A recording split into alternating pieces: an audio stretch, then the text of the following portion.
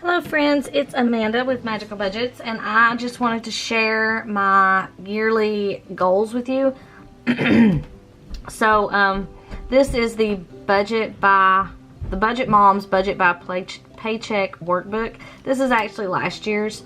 I had bought it, and then I had an old copy of the year before's or 2 years before, because I bought an extra because she said she wasn't going to be making them anymore. So I bought like 2 extras so that way I would have them for like consecutive years.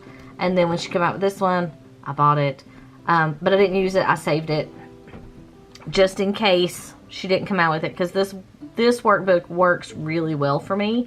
And while it works really well, I want to kind of keep going on that road. So, first off, my debt goal this year is again to pay off or to reduce my debt total by at least $15,000. It's not on here because this is yearly savings, but that's my debt payoff goal, is $15,000. And I have a better plan in place because, as everyone knows, a plan without, or a goal without a plan is just a dream. So I have a plan in place to hit my goals this year. So yearly savings, this is kind of my sinking funds, I should say. So for sinking funds, this is the big ones I need to do. So first is Christmas. My yearly goal is $2,500 this year. I saved $2,000 last year, and I kept thinking, oh well, that'll be plenty, and then other gifts got thrown in and extra things got added, and so we spent almost all of it. So I want a little bit more next year, just maybe to, even if we don't use it, to have it kind of to buffer over to the next, then it can just roll over to the next Christmas. But anyway, so the goal is $2,500. My plan for this is to use the 2025 in 2025, which will give me $2,025. I also have a Christmas envelope in my sinking funds to cover the other $475. That's kind of my plan there. So I know I'm doing the 2025 in 2025. So that should cover up to that 2,000 mark, and then the extra that I make off that I save with the savings challenges will just add to that. Alright, my second one is the DVC dues. I had enough saved for 2 contracts, which basically the 2 contracts add up to the same amount as the third one. So I could have paid off the big one and made payments on the small ones, but whatever. This is, I'm going to try to have it saved by the end of the year, so next year I don't have a monthly payment on it. Just because I don't want that monthly payment. I'd rather have the money ready to pay it off. And in previous years, you could buy discounted gift cards and make the payments through the year, but starting this year, you can't do that anymore. You can use the discounted gift cards to make the payments before auto pay kicks in. But once January 15th hits and auto pay starts, then I can no longer make payments with gift cards.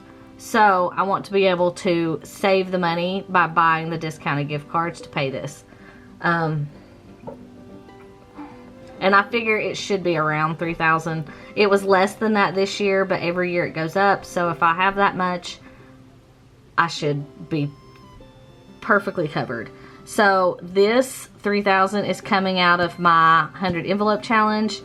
It's $5,050, so this will be a portion of that, and then the other $2,050 will go to something else. Alright, part of that $2,050 is going to go to my emergency fund. So my emergency fund, I'm going to add another $1,000 to it. So we're going to put $1,000 in the emergency fund, and that's like $20. I broke it down by how much per month and then how much per week, just for myself, for an idea of what I needed to be putting in it every time. So that's what that is for. And then the last one I have is back to school. I need $200 for each kid, and I need that by the end of June, so that in July, when they start putting school stuff out, we can go ahead and go get their stuff, and we'll have the money for all 3 kids ready to go. So those are my savings goals. Obviously, I really want to finish the 100 envelope for my just base savings account, just to build that up. I did get it up over $5,000 this year, so there's over $5,000. Actually, there's about $7,000 in my savings account right now, with what we've saved.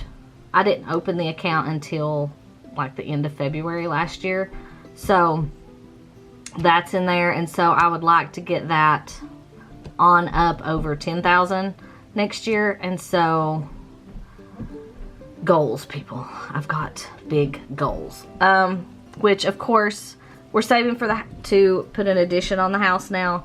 We've decided to do that instead of build another house, because I said, what are we going to do with this house? Because we're building the new house. We were planning to build a new house right beside where we currently have our house, and then we would have to either tear down, or it was a whole thing. So we've come up with a plan for building an addition that will increase the square footage and kind of give us the space that we're looking for.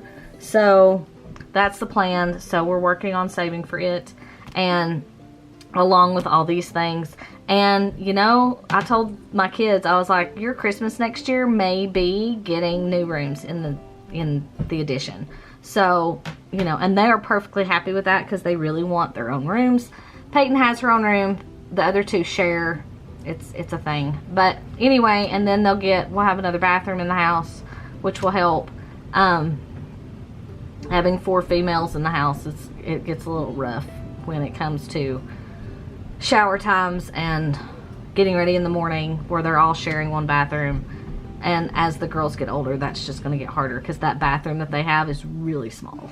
But anyway, thanks for watching, and if you want to, you are welcome to leave your savings goals in the comments, and we can cheer each other on. So I'll talk to you guys soon, and have a great rest of your week. Bye.